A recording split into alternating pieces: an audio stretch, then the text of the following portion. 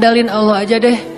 Kita mau hijrah, kita mau ganti kerjaan, kita mau dapetin pasangan, kita mau punya anak, kita mau, udah bilang aja sama Allah. Ada mau apa aja, bilang aja sama Allah. Selama yang kita inginkan itu kebaikan, Allah malu untuk nggak mengabulkan keinginan kita. Nggak mungkin nggak dikabulkan, pasti.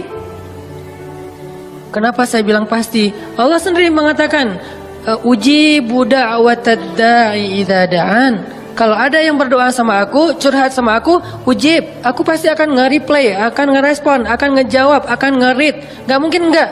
Pasti dibalas sama Allah SWT. Kalau teman, pasangan, geng, gak ngebalas WA, biasalah itu. Tapi kalau Allah, gak mungkin enggak. Pasti di-read langsung dibalas sama Allah. Cuman balasnya Allah apa? Kadang dibalas dengan yang sama persis dengan yang kita minta. Kadang dibalas dengan yang lebih baik dari yang kita minta. Yang enggak, dikasih yang sebaliknya, yang buruk dari yang kita minta. Nggak mungkin. Kalau nggak sama, lebih baik antara dua itu. Dan dua-duanya untung. Alam yajidka yatiman fa'awa. Nanti wawajadaka dhallan. Wawajadaka dhallannya Nabi, mungkin teman-teman pernah dengar penjelasan dari Ustadz Abdul Somad. Saya pengen membandingkan aja. Kalau Nabi kasusnya kayak gitu, pernah tersesat di sebuah perjalanan dari Mekah ke daerah Syam, kemudian Allah tunjukkan jalan supaya sampai ke kota yang dituju. Nah, kalau Nabi Musa pernah juga tuh. Kapan? Pas Nabi Musa nggak sengaja ngebunuh orang Mesir. Orang Mesir berantem sama orang Bani Israel. Cuman orang Mesirnya kayak zalim gitu. Dia terlalu sombong. Akhirnya didorong sama Musa, meninggal kan. Walaupun Musa nggak sengaja sih. Dorong, kamu apa-apaan sih, mati kan? Musa juga kaget, kenapa nih? Gitu, kayak nggak sengaja gitu. Jangan-jangan setan. Akhirnya Musa bilang, ya Allah, bukan kerjaan saya, kerjaan setan. Jadi boleh kan nyalahin setan. Bilang setan, salah saya apa? Ya salah kamu setan gitu. Ya. Akhirnya meninggal. Musa lari karena dia membunuh orang Egyptian, orang Kipti. Lari kemana? Nggak tahu kemana.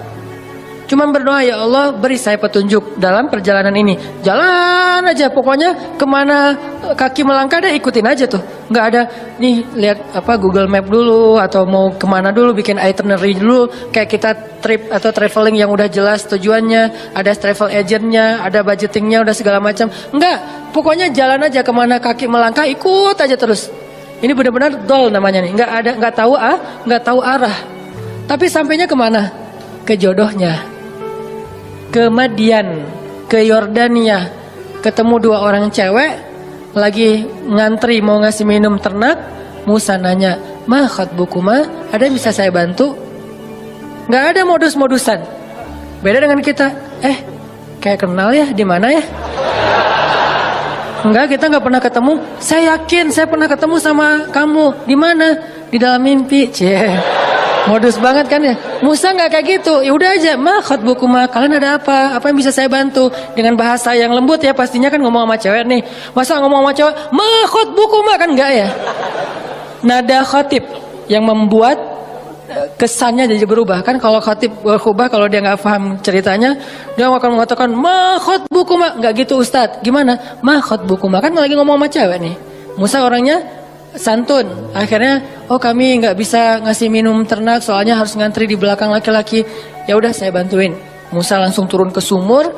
Ketika Musa turun naik ngasih minuman ternak, dan itu ada puluhan ekor onta, ratusan ekor onta. Satu ekor onta aja minumnya udah banyak banget kan.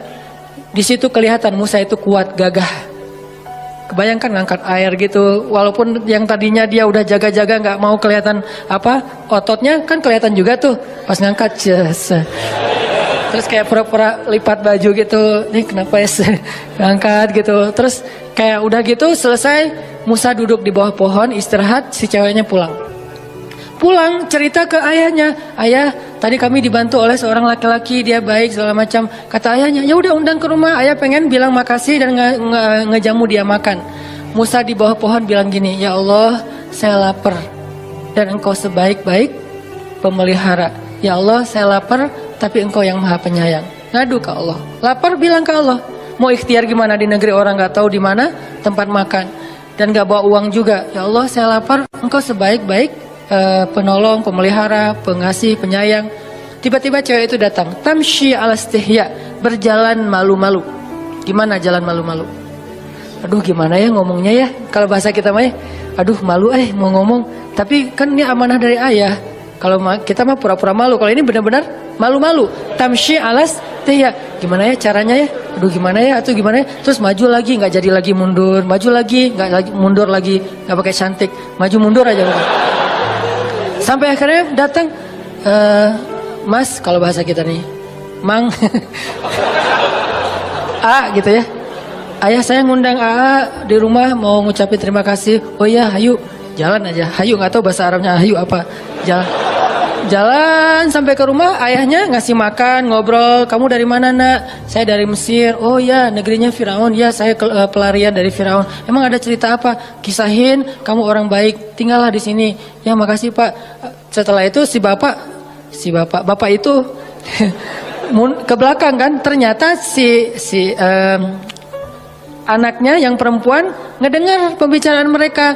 Lalu ayahnya nanya, nak, laki-laki itu bukan ayahnya, si ceweknya yang ngomong, ayah kan ayah nggak punya pekerja yang bisa mengurus ternak, pekerjakan dia di rumah kita karena dia qawiyun amin, laki-laki yang kuat dan baik, amanah, baik. Ayahnya langsung ngeh, oh anak saya berarti ada hati nih buat laki-laki itu. Kok bisa gitu sih? Ayahnya kayak kegeeran gitu kan ya. Karena si cewek ini nggak pernah komen tentang cowok sama sekali dalam hidupnya. Sekali-kali dia komen cowok berarti ada sesuatu nih. Kalau sekarang udah nggak lagi kebaca sama ayahnya karena kita udah biasa komen. Kamu lucu deh, kamu apa. Jadi kayak sering komen jadinya biasa aja kan. Karena dia nggak pernah komen tentang cowok. Sekali-kalinya ada postingan cowok dia komen, itu sesuatu banget kan. Sekali-kalinya ada postingan cowok dia nge-like, sesuatu banget. Karena nggak pernah dia kayak gitu. Kalau kita periksa di list kontak handphonenya, itu nggak ada nama laki-laki itu. Cewek semuanya, terjaga banget. Sehingga sekali-kali dia bilang, ayah pekerjakan dia di rumah karena dia laki-laki yang baik dan kuat. Ayahnya langsung nangkep, oh anak saya berarti tenang dengan laki-laki itu. Musa, maukah kamu menikahi putriku? Dengan mahar sekian. Musa mengiyakan, menikahlah mereka. Alam yajidka yatiman fa'awa, dikasih keluarga baru di Madian. Sebagaimana saya dikasih keluarga angkat dulu ketika di Mesir, dan kemudian di Bandung, kemudian seterusnya Allah mudahin. Alam yajidka yatiman fa'awa. Saya seorang perantau, walaupun saya ngerasa kayaknya Bandung ini adalah akhir dari perjalanan saya, udah nggak mau pindah lagi ya, pokoknya udah love banget lah dengan kota Bandung ya. Hashtag. Jadi karena ngerasa kayaknya nih negeri saya yang ketiga, Aceh, Kairo, Bandung, udah aja selesai, udah nggak mau pindah lagi karena udah nyaman. Tapi saya ngerasa dulu ke Kairo sendiri, kemudian ke Bandung nggak kenal siapa-siapa, selalu kasusnya alam yajidka yatiman fa'awa, yatiman fa'awa, yatiman fa'awa, itu berulang kali loh teman-teman. Pasti teman-teman juga ngalamin. Itu bukti ma wadda'aka rabbuka wa ma qala. Apalagi nanti kalau ngomong Ibrahim, pas beliau diusir oleh ayahnya dari Irak ke Palestina, bukankah itu juga terlunta-lunta, terkantung-kantung, dolan, agna, wajadaka ail, jadi udah yatim, dol, ail, udah nggak punya siapa-siapa, bingung juga mau kemana, lapar nggak punya apa-apa, tapi kemudian fa'awa, fahada, fa'agna. Sehingga Ibrahim yang tadinya seorang dalam keadaan yang tidak tahu apa-apa datang ke Palestina, sampai di Palestina Ibrahim menjadi orang paling kaya di Palestina. Apa ukuran kekayaan Ibrahim di Palestina? Ukuran kekayaan Ibrahim di Palestina, setiap malam Ibrahim menyembelih 100 ekor onta untuk para tamu. 100 ekor onta. Satu ekor onta harganya sebutlah 50 juta kali 100. Satu malam dia ngeluarin uang 5 miliar ya? 5 miliar benar? 5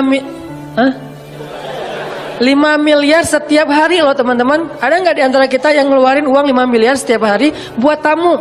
Sehingga bisa dibilang Ibrahim itu bapak perhotelan dalam sejarah manusia. Dia yang pertama bikin konsep hotel.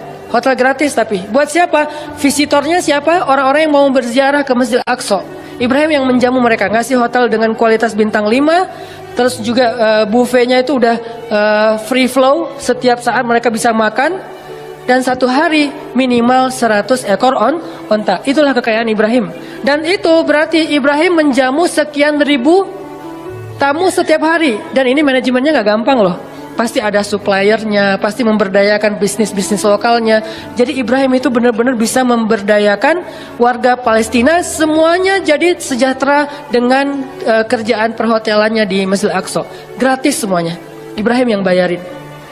Sekaya itu Ibrahim teman-teman. Padahal datangnya gak punya apa-apa. Fa'aghna, Allah yang mengkayakan Ibrahim.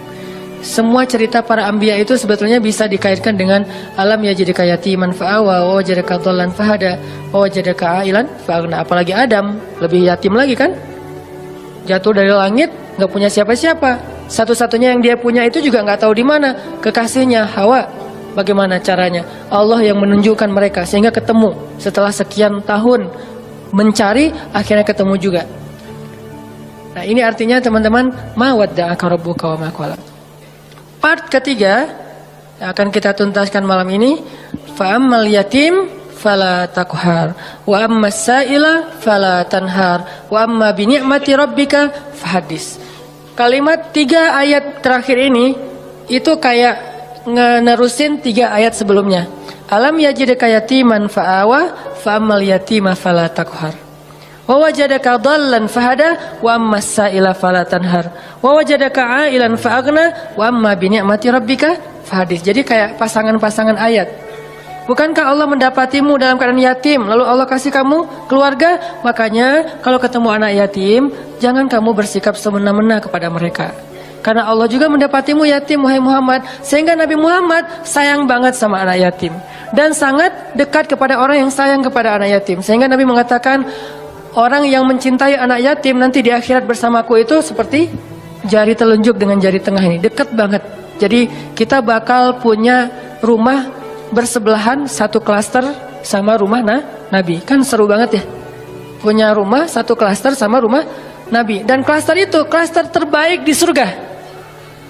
Yang satu butir debunya lebih mahal daripada dunia dan seisinya. Bukan 1 meter tanahnya, 1 butir debunya lebih mahal daripada dunia dan seisinya. Enggak ada lagi klaster wilayah tanah yang lebih baik daripada klasternya Nabi nanti di surga.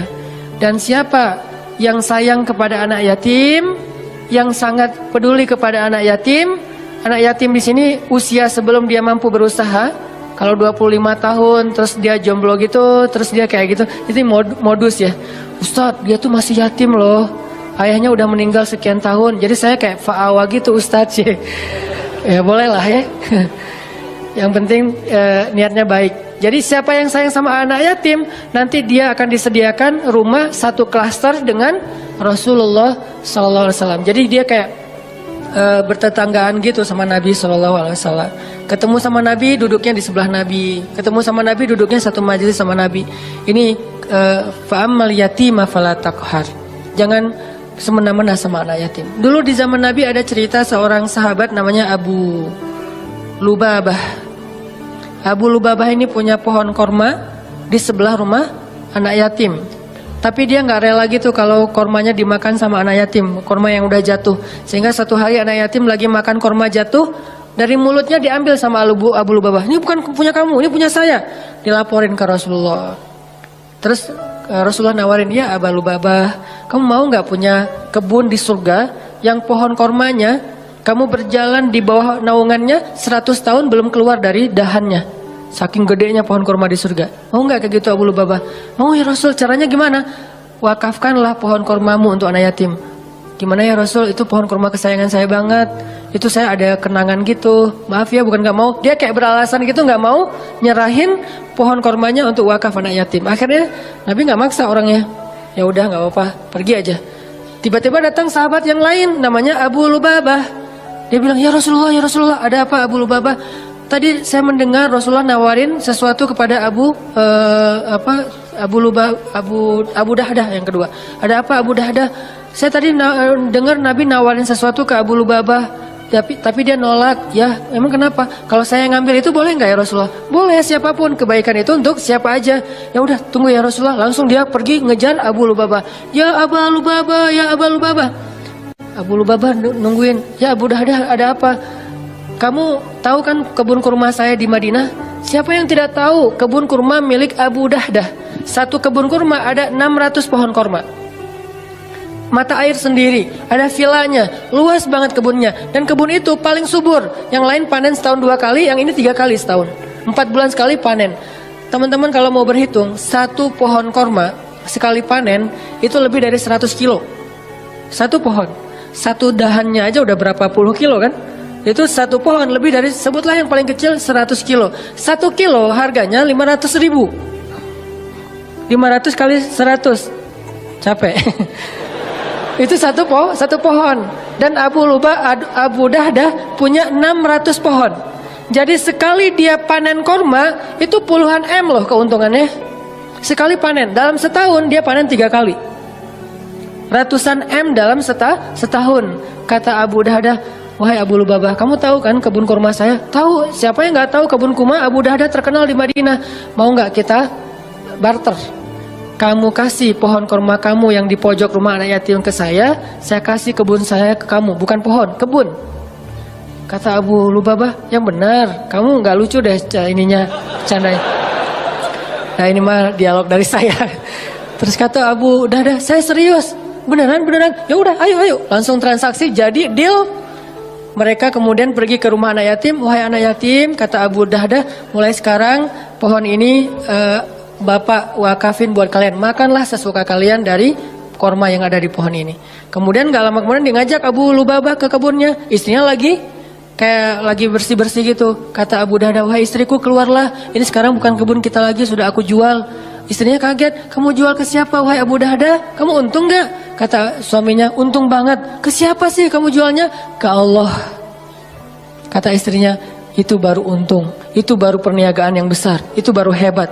Istrinya ini soleha banget. Coba kalau kita ngomong gitu ke pasangan kita, kira-kira digapain? Didoain ya. Semoga kamu cepat. Ini istri yang soleha. Ini buat cewek-cewek ya. Kadang-kadang suami itu kalau lagi semangat, kadang-kadang kan nggak mikir ya, kasih aja. Nah kalau dia lagi gitu, tapi tetap ada batasannya juga. Cuman dengan kualitas iman Abu Dahdah dan istrinya itu emang luar biasa, inspiring banget. Istrinya malah bahagia. Ya saya udah keluar. Wah, sekarang jadi milik siapa? Abu Lubabah. Silakan Abu Lubabah. Mereka pergi meninggalkan kebun itu sama sekali nggak nyesal. Cerita ini didengar oleh Rasulullah SAW dan Nabi mengatakan, duh betapa luasnya kebun Abu Dahdah di dalam surga. Aku melihat kebun Abu Dahdah itu mudhammatan, lebat sekali, warnanya hijau tua di dalam surga. Ini makna dari fa'ammal yatima fala taqhar.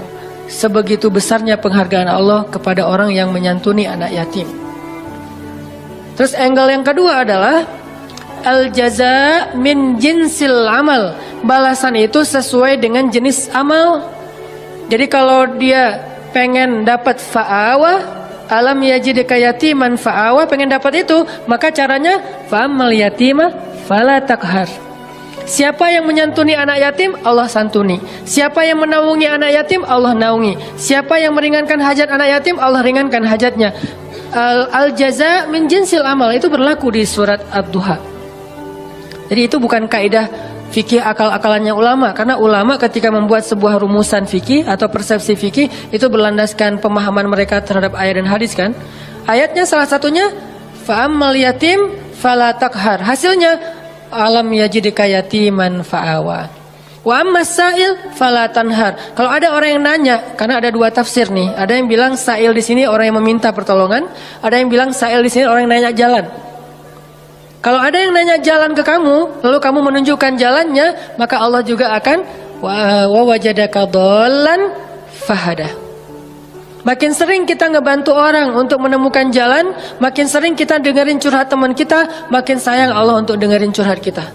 Maka sabarlah mendengar curhat temannya. Walaupun kadang-kadang emang capek sih, tapi sabarlah. Latihlah mendengar curhat teman, sehingga kita jadi seorang suami yang mau mendengar curhat istri. Nanti ketika kita udah nikah, Neng mau cerita apa? Kayak semangat gitu kan ya.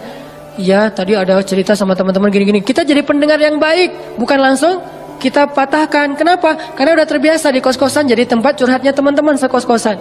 Sampai ibu kos juga curhatnya ke kita gitu. Iya, itu yang kamar sebelah suka telat aja bayar kos-kosan. Ya bu. Saya juga gitu ya Bu. Kamu nggak apa-apa, soalnya kamu udah dengerin curhat. Gitu. Ya pokoknya jadi orang yang wa masaila fala tanhar. Jadi kalau ada orang yang nanya ke kita, minta pertolongan ke kita, kita berusaha untuk membantu dia, Allah juga akan berusaha membantu kita. Contohnya Nabi Shallallahu Alaihi Wasallam. Nabi itu kalau ada yang minta tolong nggak pernah nolak. Kalau beliau nggak bisa nolong sendiri, beliau akan cari orang untuk nolong dia baru ditinggalin.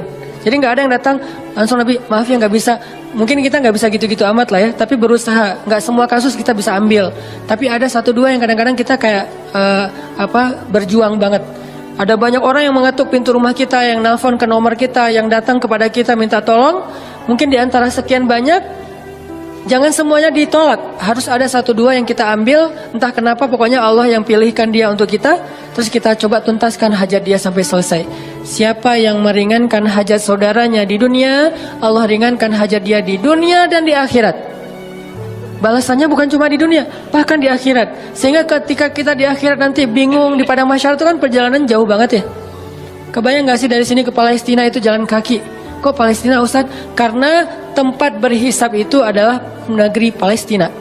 Ini salah satu keutamaan dari negeri Palestina itu adalah mim makanin qarib yang Allah sebutin di Al-Quran. Arti makanin qarib, tempat yang dekat itu adalah Palestina, kata ulama tafsir. Sehingga nanti sidang Allah itu di padang mahsyar adanya di negeri Palestina. Negeri Palestina dari Indonesia jaraknya jauh, padahal buminya masih segini. Sedangkan bumi mahsyar beribu-ribu kali lipat lebih besar daripada bumi ini. Berarti jaraknya ribuan kali lebih jauh daripada yang sekarang. Kita meninggal di Indonesia, dikuburin di Indonesia. Nanti ketika kita bangkit, kita harus jalan ke Palestina. Palestinanya udah berapa ribu kali lipat lebih jauh dari yang sekarang. Jalan kaki teman-teman. Gak ada petunjuk sama sekali. Arahnya sudah berganti, kiblat atau timur barat udah berubah. Gimana cara kita menemukan spot hisab? Susah banget kan? Kalau enggak karena Allah wa wajadaka dhallan fahada. Dulu di dunia kita sering nolongin orang, sering nunjukin arah ke orang lain, sering bantuin orang di jalan, sering bantu orang ketika kesusahan. Allah bantu nanti kita di akhirat. Sehingga tiba-tiba dikasih kendaraan, kita kayak kasih tumpangan buat teman, itu enggak ada yang kelewat sama catatan Allah. Kamu kan dulu pernah ngasih tumpangan ke teman kamu pulang taklim. Padahal kamu pulangnya ke Padalarang, dia ke Cilenyi, kamu anterin dia dulu. Akhirnya balik lagi ke tengah, nggak sampai Padalarang, nginep di TSB, nggak kuat gitu ya. Tadinya nanyanya sih kayak serius gitu, pulang kemana? Saya anterin. Oh boleh. Udah aja naik motor kemana? Cilenyi. Ngomong dari tadi. Kan beda arah timur dan barat. Nah kamu pernah ngelakuin itu di dunia, nanti di akhirat tiba-tiba Allah yang ngasih kita tumpangan. Dan tumpangan dari Allah sebaik-baik tumpangan kendaraan cahaya. Sehingga dari Indonesia ke Palestina itu hanya sekejap mata saja. Itu diantara makna dari hisab yang ringan, hisab yang mudah, dipercepat perjalanannya. Sementara yang lain masih kebingungan, ada yang jalan ke sana, ada yang jalan ke sana, itu nggak ada yang arah loh, yang jelas arahnya. Jadi orang jalan itu acak aja tuh kemana-mana, bisa ribuan tahun nggak sampai ke tempat hisab, belum dihisab tuh. Untuk sampai ke sana aja ribuan tahun. Kok malaikat nggak ngasih tahu sih kalau kita salah jalan? Karena kita di dunia juga nggak pernah ngasih tahu orang kalau dia salah jalan, dibiarin aja. Malah ada yang sengaja nyesatin lagi tuh. Kalau mau jalan ke Dago lewat mana? Itu aja lewat ini, nanti Gatot Subroto tembus aja ke Soekarno Hatta, udah gitu Buah Batu terus aja ke sana. Itu mah Banjaran ya. Nah ini artinya nanti pas kita nanya malaikat mau ke tempat hisab. Oh tempat hisab, balik lagi aja ke belakang, kamu udah kejauhan. Tapi malaikat nggak gitu-gitu juga sih. Paling-paling malaikat cuek ninggalin kita gitu. Akhirnya kita terkatung-katung. Ini makna terkatung-katung. Istri kita bangkitnya bareng. Kenapa bangkitnya bareng? Karena kita pengen dikuburin satu liang lahat. Cinta sejati gitu kan, true love and endless love lah. Pas meninggal, wasiat aku pengen dikuburin sama kamu. Udah aja dikuburin satu liang lahat. Pas bangkit, noleh juga enggak teman-teman. Yauma yafirrul mar'u min akhi wa ummihi wa abihi wa sahibatihi wa bani likulli imri'in minhum yauma idzin sya'nu yughni. Kita bangkit bersebelahan tapi enggak noleh. Kok bisa gitu Ustaz, enggak kenal? Kenal tapi enggak peduli. Kok enggak peduli? Saking takutnya kita tentang nasib diri sendiri. Sampai diibaratkan hari itu kata Allah di surat Al-Muzammil, hari ketika seorang wildana syiba, seorang anak kecil aja tiba-tiba beruban saking stresnya dia. Tapi nggak semua orang yang rambutnya beruban itu karena stres ya, sebagiannya doang. Kalau anak kecil sampai tiba-tiba beruban berarti kan stres banget tuh hari ya. Kita nggak noleh ke pasangan kita. Terus kapan kita kenal dengan pasangan kita, Ustaz? Nanti setelah edisi part ini udah lewat, nanti ada adegan kita udah mulai saling kenal, saling menyapa, bahkan saling menuntut, saling menjatuhkan, saling menolong. Itu ada adegannya nanti. Tapi di adegan pertama nggak, sama sekali nggak peduli. Suaminya tersesat, istrinya nggak akan nolong. Sehingga yang bisa nolong kita hari itu hanyalah apa yang hari ini kita lakuin, teman-teman. Sehingga kalau kita nemuin ada sa'il itu bisa orang yang minta tolong, bisa orang yang nanya jalan, fala tanhar. Jangan bikin dia kecewa, jangan sakitin hatinya. Kalaupun kita nggak bisa bantu dia, minimal jangan sampai kita manna wal adha, menyakiti dia dengan kata-kata kita. Jangan. Setidaknya kita kalau nggak bisa tolong pun ya sudah, ya nggak bisa nolong aja. Jangan udah nggak bisa nolong, nyakitin lagi tuh. Kayak kita nggak bisa nolong teman-teman di Palestina, ya udah jangan ngomong ngapain sih jauh-jauh, udah nggak usah. Kalau pengen nolong yang dekat-dekat silahkan, mau dua-duanya lebih bagus lagi, mau yang sana juga nggak masalah. Yang penting jangan nyakitin. Jangan kita beranggapan bahwa yang di Palestina itu jauh nggak perlu ditolong, yang di Suriah itu jauh nggak perlu ditolong. Padahal kondisi mereka itu luar biasa memprihatinkan, bahkan dahsyat sekali keadaan mereka. Tapi kita udah nggak nolong, ngomong lagi. Jadi kalau mereka dengar kasihan, perasaan mereka kayak gimana gitu. Ya udah jangan. Termasuk orang di sekeliling kita, keluarga besar kita. Kadang-kadang ada kakak adik kita yang minta tolong, kita kayak sebel gitu sama dia. Giliran butuh aja lo minta tolong. Jangan, udah aja diem. Kalau kita nggak mau nolong atau nggak bisa nolong, diem aja. Kenapa? La tanhar. Jangan sakiti orang yang meminta pertolongan. Sehingga nanti al jaza min jinsil amal. Allah juga akan membalas kita dengan cara yang sama. Na'udzubillah min dzalik. Wa amma bi ni'mati rabbika fahadis. Nikmat Allah sampaikanlah. Maksud menyampaikan nikmat Allah itu ada banyak. Salah satunya adalah kita bicarakan kebesaran-kebesaran Allah. Allah tuh baik banget, Allah gini. Sehingga dengan pembicaraan kita, orang yang mendengar jadi semakin yakin sama Allah. Kayak tadi cerita saya di Thailand, simple sebetulnya, cuman hal yang sepele banget. Tapi itu bagian dari tahadus bin ni'mah. Tujuannya apa? Tujuannya biar kita yang mendengar makin yakin sama Allah, makin bergantung sama Allah, makin taat di jalan Allah. Itu namanya wa amma bi ni'mati rabbika fahadits. Jadi teman-teman, 3 ayat terakhir itu ada 2 angle yang kita bisa lihat. Satu, ternyata kalau kita pengen dapat satu kebaikan, maka tanamlah kebaikan yang sama di ketika kita bisa. Nanti saat kita butuh, Allah akan membalas kita dengan kebaikan yang sejenis. Saya pernah cerita dulu, saya di Kota Baru Parahyangan, habis taklim malam-malam gerimis, saya pulang pakai mobil, ngelihat di jalan ada ibu-ibu sama anak gadisnya lagi jalan kaki. Kota Baru di Masjid Al-Irsyad itu kan ke jalan raya jauh ya, dan malam-malam gak ada damri, gak ada angkot, gak ada ojek. Beliau jalan kaki berdua, gerimis lagi tuh, pakai payung.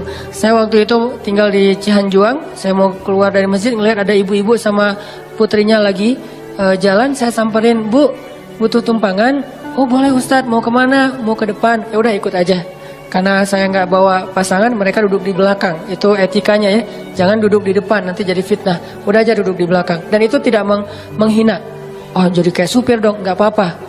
Karena demi menjaga fitnah, biarkan dia duduk di belakang berdua, saya di depan. Kalau ngomong, ya ngomong aja. Sesekali ngelihat ke menghargai. Dia cerita, Ustadz, tadi saya ikut talim Ustadz. Oh Masya Allah, Ibu jadi ikut talim. Terus tadi gimana kesininya? Naik damri, soalnya kalau sore itu masih ada damri, saya masuknya pakai damri. Pulangnya biasanya jalan kaki, biasanya. Berarti udah beberapa kali tuh. Oh gitu, maaf ya saya nggak tahu. Ya udah dianterin.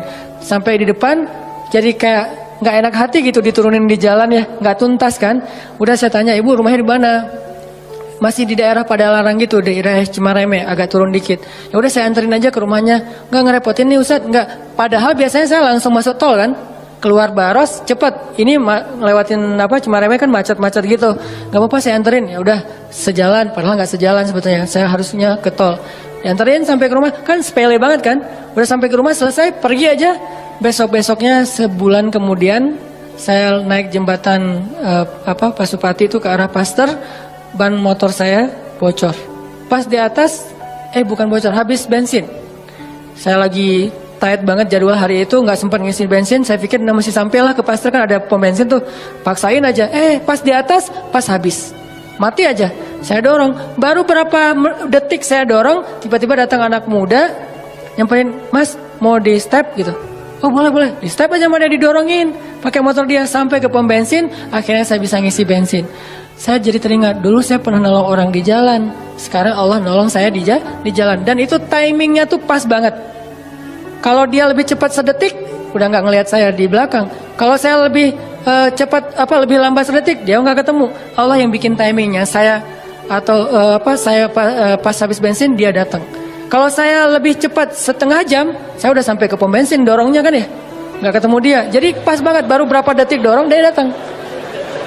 Dan dia, maaf lupa saya ceritanya, bukan di step, dia bawa selang gitu kan. Saya lupa ceritanya. Dia bawa selang bukan di step. Berarti 2 kali kejadiannya. 1 kalinya di step. Udah kebiasaan. Pasti ada yang nolong lagi nih. Kan saya kemarin habis nolong orang, GR gitu kan sama Allah. Bener ada yang nolong. Jadi ada yang di step, yang ini bawa selang. Kan jarang banget ada anak muda kemana-mana bawa selang gitu kan. "Pak, kenapa?" Dia ngelihat ban nggak kempes. "Habis bensin ya?" "Iya, di sini saya ini." Dia sedot terus masukin hanya untuk bisa sampai ke pom bensin. Kan itu jarang banget, mungkin 1:1000 dan pas lagi timingnya. Allah yang membuat seperti itu. Kalau orangnya ada di sini atau nonton, barakallah jazakallah khair. Sering saya cerita nih, mudah-mudahan jadi kebaikan buat dia. Artinya teman-teman, benar-benar al jaza min jinsil amal. Balasan itu sesuai dengan jenis amal. Kalau kita pengen dibalas, ya Allah mudahin dong cara saya untuk dapetin jodoh. Mudahin orang lain untuk dapetin jodoh. Caranya gimana? Jadi mak comblang mungkin, atau nemenin dia curhat mungkin, atau nemenin dia ngelamar mungkin. Kita yang jadi, "Pak, dia tuh sahabat saya banget, saya kenal banget dengan dia Pak. Wah pokoknya aman lah Pak, dia orangnya bertanggung jawab." Kita promoin dia, sehingga nanti Allah yang promoin kita di orang lain. Pokoknya mau apa, cari amal soleh yang sejenis dengan itu. "Saya pengen jadi orang kaya Ustadz." Ya udah, tolong orang lain ketika lagi butuh modal atau apa. "Saya pengen nikah Ustadz." Ya udah, bantu dulu temennya untuk mahar. Nanti Allah ganti mahar yang buat kita. Atau kalau nggak mahar mungkin hantaran. Karena kadang-kadang kan hantaran itu apa? Seserahan ya. Seserahan itu kadang-kadang lebih gede daripada mahar kan. "Mahar anak saya sih nggak banyak dek. Soalnya kan kata Nabi mahar jangan tinggi-tinggi." "Berapa Pak?" "Ya udah 1 gram aja." "Oh, tapi seserahannya ya berapa?" 1 M juga nggak apa-apa. Si bapak teh. Seserahannya yang gede, jadi kita bikin stres gitu kan. Nggak apa-apa, ambil aja. Jangan menyerah ketika ditawarin 1 M, 10 M, 100 M. Ambil, itu angka gede di kita tapi kecil di Allah loh. Jangan pikir kita yang bakalan bayar, Allah yang bayarin.